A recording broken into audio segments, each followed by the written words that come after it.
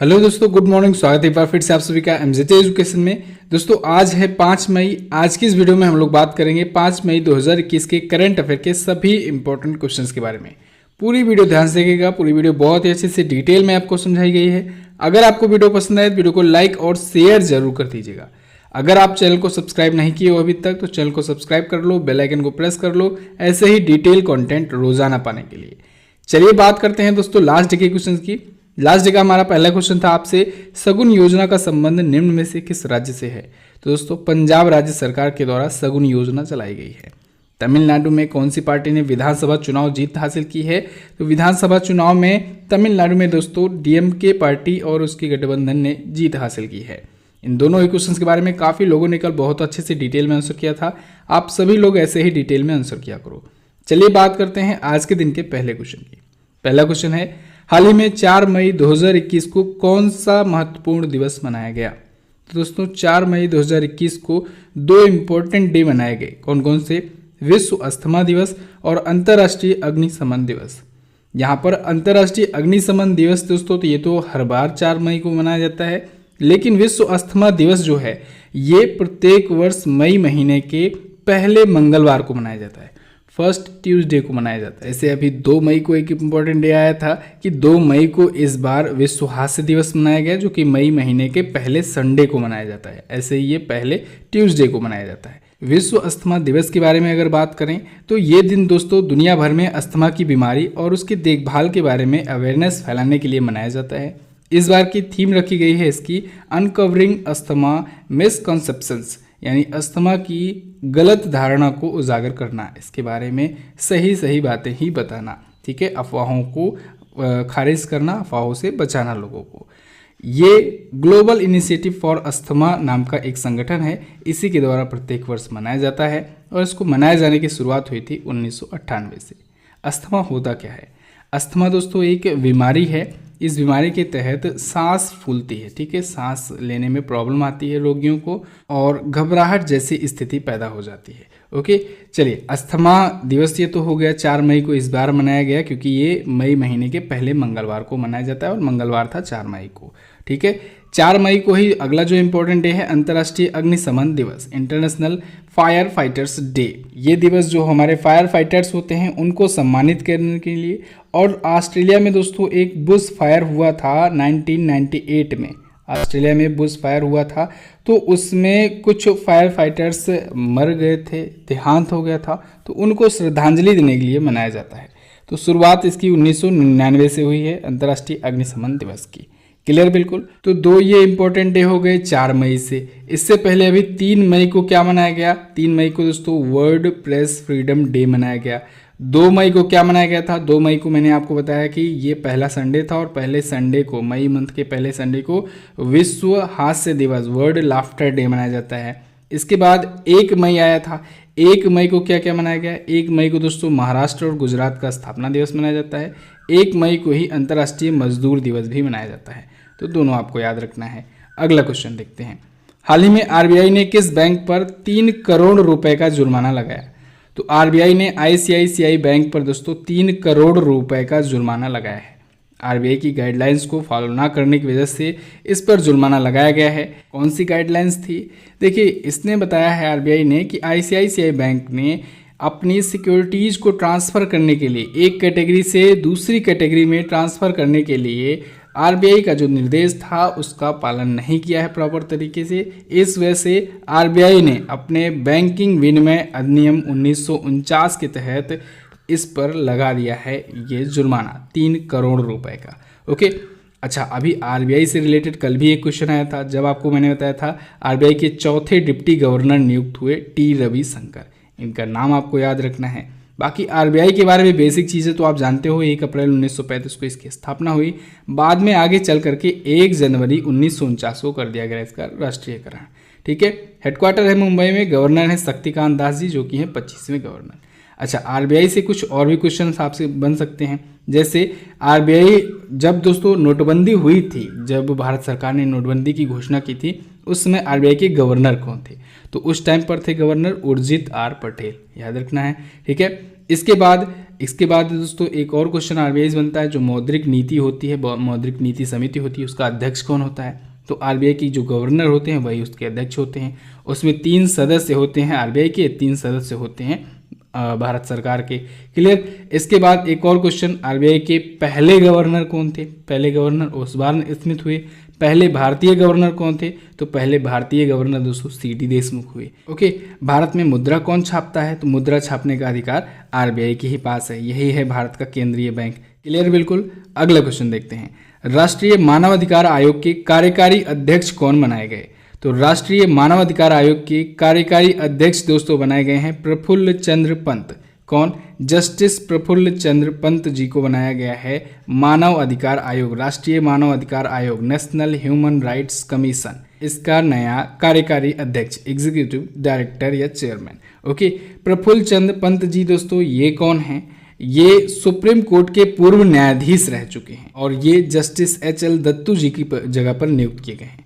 Justice HL Dattu दोस्तों ये भारत के पूर्व न्यायाधीश रह चुके हैं, सुप्रीम कोर्ट के मुख्य न्यायाधीश रह चुके हैं। इससे पहले ये थे राष्ट्रीय मानव अधिकार आयोग के अध्यक्ष। ठीक है। अभी हाल ही में ये 2 दिसंबर 2020 को रिटायर हुए थे, इनका कार्यकाल कंप्लीट हुआ था। तब से ये जो अध्यक्ष का पद था वो खाली पड़ा था NHRC का, और अब जाकर के अध्यक्ष की नियुक्ति हुई है न्यायमूर्ति प्रफुल्ल चंद्र पंत जी के रूप में। ओके। NHRC के बारे में अगर बात करें, इसकी स्थापना 12 अक्टूबर 1993 की हुई। मुख्यालय है इसका नई दिल्ली में। अगला क्वेश्चन देखते हैं, अंतर्राष्ट्रीय ओलंपिक समिति ने बिलीव इन स्पोर्ट अभियान का एम्बेसडर किसे बनाया? तो अंतर्राष्ट्रीय ओलंपिक समिति ने दोस्तों बिलीव इन स्पोर्ट नाम के अभियान का एम्बेसडर बनाया है PV सिंधु को और मिशेल ली को। इन दोनों को बनाया है इसका एम्बेसडर बिलीव इन स्पोर्ट नाम के कैंपेन में अंतर्राष्ट्रीय ओलंपिक समिति, इंटरनेशनल ओलंपिक कमेटी ने। अब देखिए PV सिंधु तो आप जानते हैं ये भारतीय शटलर हैं, ठीक है, बैडमिंटन की खिलाड़ी हैं इंडिया की। मिशेल ली ये जो दोस्तों हैं कनाडा की बैडमिंटन की खिलाड़ी हैं मिशेल ली। क्लियर। तो इन दोनों को एम्बेसडर बनाया गया है। अब देखिए दोस्तों, ये जो बिलीव इन स्पोर्ट कैंपेन है IOC का, इंटरनेशनल ओलंपिक कमेटी का, ये इसलिए शुरू किया गया है जिससे ओलंपिक में लोग स्पोर्ट में विश्वास की भावना से आ सकें, उनको ये लगे कि वो वहाँ पर निष्पक्ष भावना से स्पोर्ट होता है, किसी भी प्रकार की कोई धांधली नहीं होती है। जैसे आप लोग देखते होंगे वाडा, ठीक है, वाडा हुआ, नाडा हुआ, यानी वर्ल्ड एंटी डोपिंग एजेंसी और नेशनल एंटी डोपिंग एजेंसी, इसकी वजह से इतने खिलाड़ी पकड़े जाते हैं कि बाकी खिलाड़ियों में एक संशय की भावना आ जाती है, या जो नए नए युवा होते हैं उन लोगों के अंदर एक ऐसा फीलिंग ऐसे आने लगती है कि बहुत सारे खिलाड़ी होते हैं वो डोपिंग में पकड़े जा रहे हैं, दवाइयों का इस्तेमाल कर रहे हैं, तो ऐसे में क्या वो जीत सकते हैं या नहीं, यानी उनके अंदर जो बिलीफ सिस्टम है स्पोर्ट के प्रति वो धीरे धीरे कम होने लगता है। तो ऐसे में उसको बढ़ाने के लिए ये कैंपेन शुरू किया गया है। क्लियर। इंटरनेशनल ओलंपिक कमेटी के द्वारा। अब देखिए दोस्तों, इंटरनेशनल ओलंपिक कमेटी है, इसके बारे में बेसिक जानकारी तो आपको पता ही होनी चाहिए। इसकी स्थापना हुई थी 1894 में। कहाँ पर स्थापना हुई थी? पेरिस में। कहाँ पर? पेरिस में हुई थी इसकी स्थापना। हेडक्वार्टर है लाजेन, स्विट्जरलैंड में। अध्यक्ष हैं थॉमस बाख। टोक्यो ओलंपिक अभी होने वाला है, 8 अगस्त 2021 से शुरू होगा, ठीक है, जापान के टोक्यो में ये आयोजित होगा। ये होने वाला था 2020 में, लेकिन ड्यू टू कोविड-19 1 वर्ष के लिए टाला गया। अगला ओलंपिक अब पेरिस ओलंपिक होगा 2024 में। अच्छा, टालने से याद आया, कल दोस्तों IPL भी टाल दिया गया। इंडियन प्रीमियर लीग जो चल रहा था, ठीक है, इसको टाल दिया गया है अनिश्चित काल के लिए। अगले दिन के क्वेश्चन में हो सकता है इसको मैं कवर कर दूं, ठीक है। तो याद रखिएगा IPL जो है, जो अभी तक हो रहा था, आधा मैच हुआ है, अभी और बाकी थे, उनको टाल दिया गया है। कोविड-19 के केसेस आने लगे हैं, कई खिलाड़ी पॉजिटिव पाए गए हैं। ओके, चलिए अगला देखते हैं। दुनिया की सबसे बड़ी वैक्सीन निर्माता company serum institute of India ने कहां पर 2457 करोड़ निवेश करने की घोषणा की? तो दोस्तों, दुनिया की सबसे बड़ी वैक्सीन प्रोडक्शन कंपनी ने यूनाइटेड किंगडम में 2457 करोड़ रुपए के इन्वेस्टमेंट करने की घोषणा की है। यूके में करेगा इन्वेस्टमेंट, ठीक है, कर रहा है अपने ग्लोबल बिजनेस को और बढ़ाने के लिए, साथ ही साथ यूके में वैक्सीन की लोकल पहुंच प्रदान करने के लिए। दुनिया की सबसे बड़ी वैक्सीन निर्माता कंपनी है सीरम इंस्टीट्यूट ऑफ इंडिया। अच्छा दोस्तों, इंडिया इसी की वजह से, इसी इंस्टीट्यूट की वजह से, और एक और है भारत बायोटेक, इन्हीं सब इंस्टीट्यूट की वजह से इंडिया जो है ये दुनिया में सबसे तेज़ी से, सबसे ज़्यादा मात्रा में वैक्सीन का प्रोडक्शन करता है। ठीक है, सीरम इंस्टीट्यूट ऑफ इंडिया के बारे में दोस्तों मैंने आपको कई बार बताया है, ये पुणे में हेडक्वार्टर्ड है। ये कंपनी आधार पूनावाला, इसके हैं CEO, चीफ एग्जीक्यूटिव ऑफिसर। अच्छा, अभी कुछ दिन पहले आधार पूनावाला दोस्तों ये चर्चे में थे, न्यूज़ में थे। क्यों थे? आधार पूनावाला ने यूके में ही, वहाँ पर इंग्लैंड में ही एक इंटरव्यू दिया था। वहाँ पर उसमें उन्होंने बताया था कि इंडिया में बहुत से स्टेट के चीफ मिनिस्टर से, बहुत बड़े बड़े लीडर्स से, कुछ बाहुबली नेताओं से इनको थ्रेट कॉल आ रही हैं, धमकियाँ मिल रही हैं। ठीक है, कि वैक्सीन पहले मुझे दो, नहीं तो फिर गलत हो सकता है। तो इस वजह से ये चर्चे में थे। इन्होंने इंटरव्यू दिया था एक कंप्लीट, तो आपको इनका नाम तो याद ही रखना है। चर्चे में थे तो इंपॉर्टेंट क्वेश्चंस बनेगा जरूर। ठीक है, सीरम इंस्टीट्यूट ऑफ इंडिया ने कौन सी वैक्सीन बनाई है? कोविशील्ड। कोविशील्ड नाम की वैक्सीन बनाई है। एक और वैक्सीन निर्माता कंपनी है भारत बायोटेक, इसको मत भूलिएगा। भारत बायोटेक की जो वैक्सीन है इसका नाम है कोवैक्सीन। क्या नाम है? कोवैक्सीन नाम है। और भारत बायोटेक कहाँ पर हेडक्वार्टर्ड है? हैदराबाद में। इसके CEO कौन है? इसके CEO हैं कृष्णा इला। कौन है? कृष्णा इला। अगला क्वेश्चन देखते हैं। अगला है, हाल ही में बिहार का नया मुख्य सचिव किसे बनाया गया? तो अभी हाल ही में दोस्तों बिहार का नया चीफ सेक्रेटरी बनाया गया त्रिपुरारी शरण को। किसे? त्रिपुरारी शरण जी को। ये किसकी जगह पर आए हैं? ये आए हैं अरुण कुमार सिंह जी की जगह पर। अरुण कुमार सिंह जी इससे पहले थे, लेकिन कोविड-19 के कारण इनका निधन हुआ है अभी हाल ही में, तो अब इनकी पोस्ट खाली थी मुख्य सचिव की, तो इस वजह से अब त्रिपुरारी शरण जी को नियुक्त कर दिया गया है। ओके, इनकी जगह पर ये 1985 बैच के IAS ऑफिसर हैं, इंडियन एडमिनिस्ट्रेटिव सर्विसेज के ऑफिसर हैं त्रिपुरारी शरण। क्लियर? चलिए, बिहार आया है, बिहार के बारे में जानते हैं। बिहार की राजधानी होती है दोस्तों पटना। ये रहा मैप में बिहार। गवर्नर हैं यहाँ के फागू चौहान जी। नीतीश कुमार जी JDU पार्टी से, जनता दल यूनाइटेड पार्टी से यहाँ के हैं चीफ मिनिस्टर। अच्छा, नीतीश कुमार दोस्तों अभी जब बिहार विधानसभा का चुनाव हुआ था तो इसमें चौथी बार लगातार CM बने थे और टोटल 7वीं बार CM बने थे। तो ये भी आपको याद रखना चाहिए, 7वीं बार CM और चौथी बार लगातार CM ये बने थे नीतीश कुमार जी। क्लियर? अच्छा, बिहार से रिलेटेड जो इम्पोर्टेंट GK होता है, बिहार GK स्पेशल, इस पर मैंने आपको ई-बुक प्रोवाइड की हुई है। बिहार हुआ, यूपी हुआ, मध्य प्रदेश हुआ और राजस्थान, ये 4 स्टेट जो हैं इन पर अलग अलग स्टेट स्पेशल की ई-बुक प्रोवाइड की गई है। इसमें आपको करंट अफेयर भी रहता है, वहाँ उस स्टेट से रिलेटेड स्पेशल करंट अफेयर, साथ ही साथ उसका स्टैटिक GK पूरा रहता है। सिर्फ 20 रेट्स में है प्रत्येक ई-बुक, आप लोग जाकर के MZT ऐप पर चेकआउट कर सकते हो। चलिए बात करते हैं अगले क्वेश्चन। अच्छा, बॉर्डर किससे किससे शेयर कर रहा है? बॉर्डर देख लीजिए किससे किससे शेयर कर रहा है। उत्तर प्रदेश से शेयर करता है, झारखंड तो इसी से अलग हुआ था। झारखंड कब अलग हुआ था? ये 15 नवंबर सन 2000 को अलग हुआ था। कौन से राज्य के रूप में अलग हुआ था? तो ये 28वें राज्य के रूप में अलग हुआ था। ध्यान रखिएगा, 26वें राज्य के रूप में छत्तीसगढ़ अलग हुआ, 27वें राज्य के रूप में उत्तराखंड अलग हुआ, 28वें राज्य के रूप में झारखंड अलग हुआ था, और फिर आगे चल करके 29वें राज्य के रूप में तेलंगाना अलग हुआ था। हालांकि अभी है 28 राज्य, क्योंकि जम्मू कश्मीर और लद्दाख बन गए हैं यूनियन टेरिटरी। क्लियर? और किससे बॉर्डर शेयर कर रहा है? पश्चिम बंगाल से भी अपना बॉर्डर शेयर कर रहा है। ऊपर इधर है नेपाल। क्लियर? अच्छा, यहाँ पर एक नदी बहती है, कोसी नदी। कोसी नदी को क्या कहते हैं? बिहार का शोक कहते हैं। इसको याद रखना है आपको। अगला क्वेश्चन देखते हैं। अगला क्वेश्चन है, हाल ही में कौन चौथी बार स्नूकर में विश्व चैंपियन बना? तो चौथी बार वर्ल्ड स्नूकर में वर्ल्ड चैंपियन बन गए हैं दोस्तों मार्क सेल्बी। कौन? मार्क सेल्बी स्नूकर में वर्ल्ड चैंपियन बने हैं। इन्होंने किसको हरा करके जीता है? इन्होंने सान मर्फी को हरा करके जीत लिया है वर्ल्ड स्नूकर चैंपियनशिप का खिताब।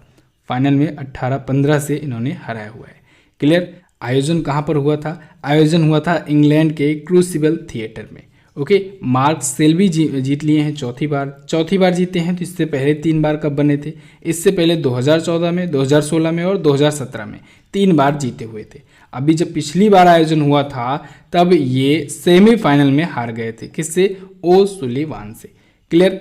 अगला क्वेश्चन देखते हैं। किस सोशल मीडिया कंपनी ने मोबाइल ऐप पर वैक्सीन फाइंडर टूल लॉन्च किया?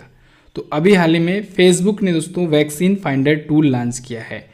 अपने एप्लीकेशन पर, मोबाइल ऐप पर वैक्सीन फाइंडर टूल लॉन्च किया है और इसको लॉन्च करने के लिए इसने भारत सरकार से किया है समझौता। ठीक है, इस टूल में क्या होगा कि जो हमारा ministry of health and welfare department है, इसमें वैक्सीन केंद्र स्थान और उनके संचालन के जो तरीके हैं, घंटे हैं, टाइमिंग है, ये सब प्रोवाइड की जाएगी और लोगों को ट्रैक किया जा सकेगा। लोग भी ट्रैक कर सकेंगे कि वैक्सीनेशन सेंटर कहाँ पे हैं, कैसे यहाँ पर क्या प्रोसेस है, स्टेटस क्या है, वैक्सीन है या नहीं है। ठीक है, अभी जाने पर वहाँ पर मिलेगी कि नहीं, ये सारी जानकारियाँ मिल जाएंगी फेसबुक ऐप पर ही। ठीक है, तो वैक्सीन फाइंडर टूल इसी वजह से लॉन्च किया गया है, फेसबुक ने लॉन्च किया है भारत सरकार की मदद से। फेसबुक के बारे में बेसिक जानकारी तो आपको पता ही होगी। इसके फाउंडर और सीईओ हैं मार्क जुकरबर्ग, हेडक्वार्टर है कैलिफोर्निया में, अमेरिका में। क्लियर। अगला क्वेश्चन देखते हैं। Kotak Mahindra life insurance company ने किसे अपना नया प्रबंध निदेशक नियुक्त किया? तो अभी हाल ही में Kotak Mahindra life insurance company ने महेश बालासुब्रमण्यम को, किसे, महेश बालासुब्रमण्यम जी को अपना नया मैनेजिंग डायरेक्टर नियुक्त किया है। किसकी जगह पर नियुक्त किया है? इनको जी मुरलीधर जी की जगह पर नियुक्त किया है। ये रिटायर हो चुके हैं और अब इनकी जगह पर नया एमडी नियुक्त किया गया है अगले 3 वर्षों के कार्यकाल के लिए। ओके, ये है दोस्तों कोटक महिंद्रा लाइफ जो कंपनी है, ये कोटक महिंद्रा बैंक आप सुने होंगे ना, उसी की बीमा कंपनी है। ठीक है, उसी का ही एक पार्ट है, उसी कंपनी का सब पार्ट है और ये बीमा के लिए है केवल स्पेशल तरीके से। जब बीमा कंपनी की बात आ गई है तो अभी दोस्तों एक सर्वे हुआ था, इसमें मैंने आपको बताया था, जल्दी ही अभी आया था क्वेश्चन कि LIC जो इंडिया की है, life insurance corporation of India, ये सबसे मूल्यवान कंपनियों में, दुनिया की सबसे मूल्यवान कंपनियों में 10वां स्थान रखती है, 10वें स्थान में टॉप 10 में शामिल हो गई है और भारत में अगर बात करें तो सबसे मूल्यवान है। और इसी के साथ ही उसी रिपोर्ट में एक और चीज़ बताई गई थी कि LIC ही सबसे मजबूत भारतीय बीमा कंपनी है और दुनिया में इसका 3रा स्थान है। तो याद रखना आपको, सबसे मजबूत बीमा ब्रांड के रूप में 3रा स्थान है दुनिया में और सबसे मूल्यवान वैल्यूएबल बीमा ब्रांड, इंश्योरेंस ब्रांड के रूप में ये 10वां स्थान रखता है LIC। क्लियर। चलिए अगला क्वेश्चन देखते हैं। अगला है, हाल ही में कहाँ के पूर्व राज्यपाल रहे जगन मोहन जी का निधन हो गया? दोस्तों जगन मोहन जी ये जम्मू कश्मीर के राज्यपाल थे, तो इनका अभी हाल ही में निधन हो गया। जम्मू कश्मीर दोस्तों जब यूनियन टेरिटरी ना होकर के जब ये राज्य हुआ करता था, ठीक है, जब ये राज्य हुआ करता था तो ये यहाँ के राज्यपाल हुआ करते थे। अब तो यूनियन टेरिटरी हो गया है तो अब उप राज्यपाल नियुक्त किए जाते हैं, लेफ्टिनेंट गवर्नर नियुक्त किए जाते हैं। ठीक है। अच्छा, जगन मोहन जी दोस्तों ये जम्मू कश्मीर के राज्यपाल तो थे ही, साथ ही साथ ये इससे पहले दिल्ली और गोवा के लेफ्टिनेंट गवर्नर भी रह चुके हैं, यानी उप राज्यपाल भी रह चुके थे। और क्या थे, और ये केंद्रीय मंत्री भी रह चुके थे। जब अटल बिहारी वाजपेयी जी की सरकार थी तो उनके मंत्रिमंडल में ये केंद्रीय मंत्री के रूप में भी काम कर चुके हैं। किस रूप में? ये केंद्रीय संचार, शहरी विकास, पर्यटन और संस्कृति मंत्री के रूप में काम कर चुके थे।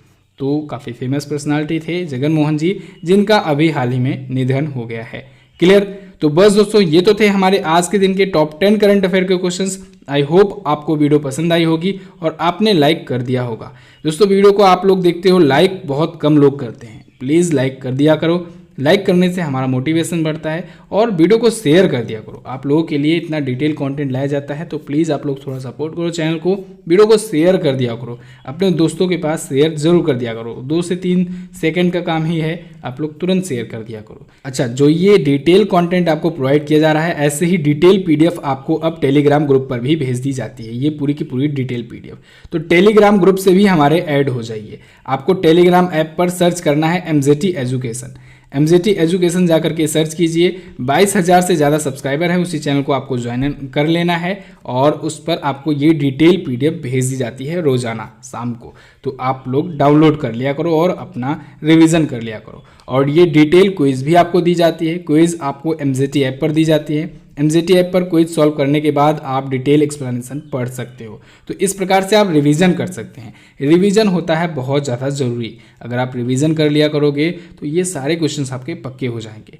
डेली वीडियो देखना मत भूला कीजिए, उसके बाद डेली रिवीजन करना मत भूला कीजिए। एक बहुत ज़रूरी बात तो मैं आपको बताना भूल ही गया, आज 12 बजे दोस्तों हिंदी का टेस्ट होने वाला है। हिंदी सब्जेक्ट का टेस्ट होने वाला है। इसमें बहुत सारे चैप्टर्स का टेस्ट लिया जाएगा। मैंने आपको पहले भी बताया था कि हिंदी का जो भी कोर्सेज में पढ़ाया गया है चैप्टर्स, उसका यूट्यूब पर टेस्ट होगा। कौन कौन सा टेस्ट होगा?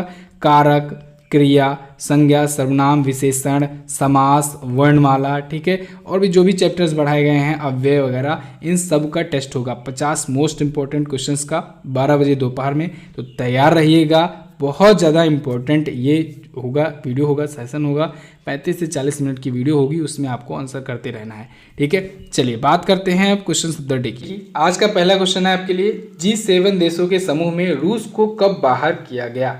कल ही मैंने आपको बताया था, इंपॉर्टेंट क्वेश्चन है। विश्व प्रेस स्वतंत्रता सूचकांक में भारत की रैंक कितनी है? दोनों क्वेश्चंस के बारे में आप डिटेल में आंसर कर सकते हो। डिटेल आंसर जरूर कीजिएगा। आप हिंदी का हमारा वीडियो कोर्स चेक कर सकते हो MZT ऐप पर जा करके, और भी बहुत सारी चीज़ें आपको मिल जाएंगी MZT ऐप पर, तो गूगल प्ले स्टोर से जा करके डाउनलोड करें एप्लीकेशन। वीडियो को एंड तक देखने के लिए बहुत बहुत धन्यवाद। वीडियो को लाइक और शेयर करने के लिए भी धन्यवाद। मिलते हैं अगली वीडियो में, तब तक के लिए नमस्कार, जय हिंद, वंदे मातरम।